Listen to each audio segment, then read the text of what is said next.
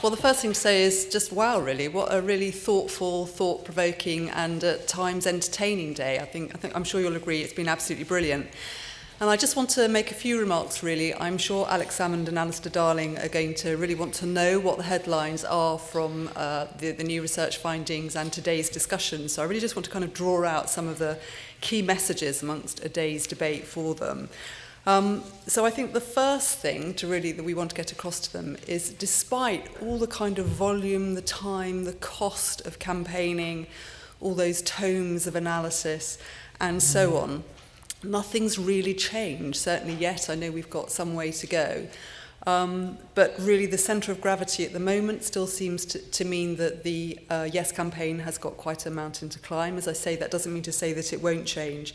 But really these long-term trends that we've seen that people have been talking about are not really shifting. Now, of course, that could be because that's just the way it is, or it could be that the Yes and the No campaigns are somehow really cancelling each other out.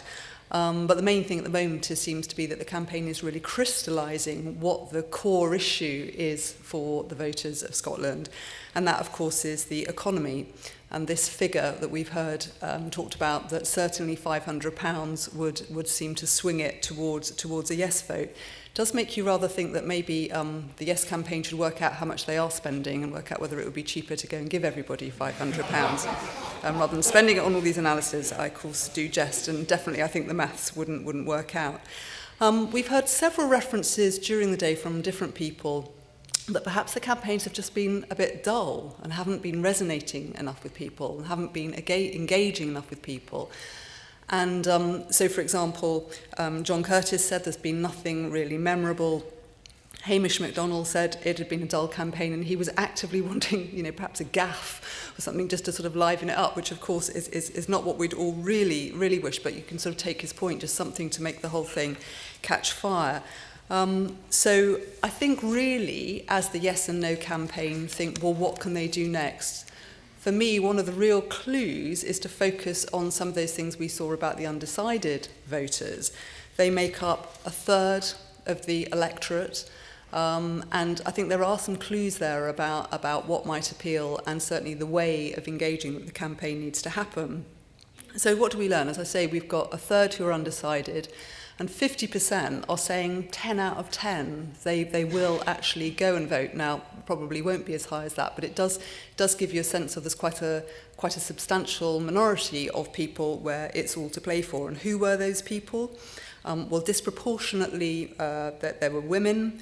They were people who are currently unengaged in politics, not interested in politics. They were the Devo Maxers.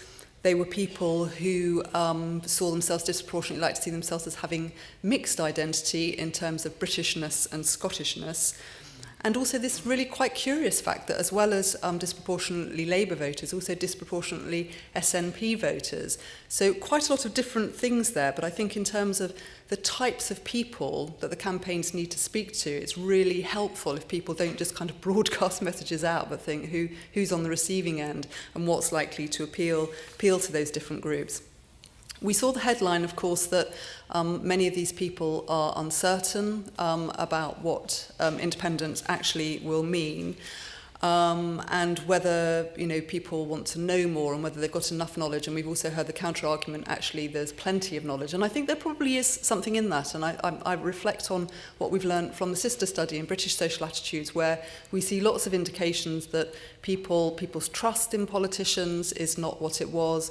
People are harder to engage with the formal mechanisms of politics and so on, less party tribalism over time. Today's young people different from previous young people, and so on. And I think it was Alan Cochrane who said it's really about who you believe rather than what they're saying. I think everything we know about politics and what appeals to the public, that sense of authenticity and simplicity and getting it down to some sort of memorable messages, as John Curtis was talking about, and being credible is going to be part of the clue about where some of the momentum may or may not come in the later stages of the campaign. I think for me, all of this says, and I would say this, wouldn't I, the importance, obviously, of listening to the public, and in a modern democracy, the importance of a well-constructed, really detailed, thorough, and scientifically representative study like Scottish social attitudes. It's really giving lots of clues about what could work better with the public. And so I definitely would advise the Yes and No campaign to pore over the detail and really perhaps recalibrate their campaigns in the coming months. And of course, if people do want knowledge, then again, we are just in such a better place than we were 10 years ago in terms of the ability with social media, content and the website, much more attractive use of survey data and so on. It's so much more accessible to anybody who is interested. You don't have to just go through the mediators of traditional journalists, as important as they are. I speak as an ex-BBC person myself. So the What Scotland Thinks website, definitely worth looking at. Let people know about it. It's all there and you can actually interact with the detail in the Scottish Social Attitudes data as well.